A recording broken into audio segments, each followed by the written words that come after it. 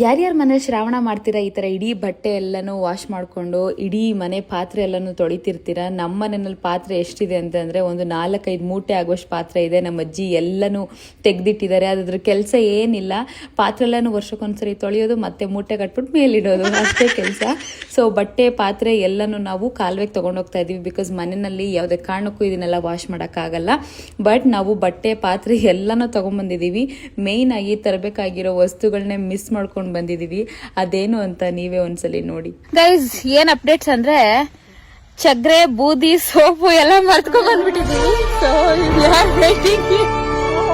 ಚಗ್ರೆ ಬೂದಿ ಸೋಪ್ಗೋಸ್ಕರ 1 ಅವರ್ ಅಷ್ಟು ವೆಯ್ಟ್ ಮಾಡಿದೀವಿ. 1 ಅವರ್ ಸುಮ್ಮನೆ ಕೂತಿದೀವಿ ಕಾಲುವೆಗೆ ಹೋಗ್ಬಿಟ್ಟು. ಅದಾದ್ಮೇಲೆ ಫೈನಲಿ ತಂದು ಕೊಟ್ಟರು. ಅದ್ರ ಜೊತೆಗೆ ನಾಷ್ಟನೂ ಕೂಡ ತಗೊಂಡ್ಬಂದಿದ್ರು. ನಾಷ್ಟ ಅಂದರೆ ಬ್ರೇಕ್ಫಾಸ್ಟ್, ಚಿತ್ರಾನ್ನ ಮತ್ತು ಮೊಸರನ್ನ ಮಾಡ್ಕೊಂಬಂದಿದ್ರು ನಮ್ಮ ಮಮ್ಮಿ. ಸೊ ಫಸ್ಟ್ ಟಿಫನ್ ಎಲ್ಲ ಮಾಡಿಬಿಟ್ಟು ಫಸ್ಟ್ ನಾವು ಕೆಲಸ ಸ್ಟಾರ್ಟ್ ಮಾಡಿದ್ದೆ ಬೆಡ್ ಸ್ಪ್ರೆಡ್ಡಿಂದ. ಬಿಕಾಸ್ ಅದು ಒಣಗಕ್ಕೆ ಟೈಮ್ ಬೇಕು. ಆ್ಯಂಡ್ ಈ ಥರ ಓಪನ್ ಸ್ಪೇಸ್ಗಳಿರುತ್ತೆ ಗದ್ದೆಗಳಲ್ಲಿ, ಅಲ್ಲೆಲ್ಲ ನಾವು ಬಟ್ಟೆಗಳೆಲ್ಲ ಒಣಗಾಕೊಂಡ್ವಿ. ಸೊ ಬಟ್ಟೆಗಳನ್ನ ಫಸ್ಟ್ ಒಗೆದ್ಬಿಡ್ತಾ ಇದ್ದೀವಿ, ಯಾಕಂದ್ರೆ ಅದು ಒಣಗಕ್ಕೆ ಟೈಮ್ ಬೇಕು ಅಂತ.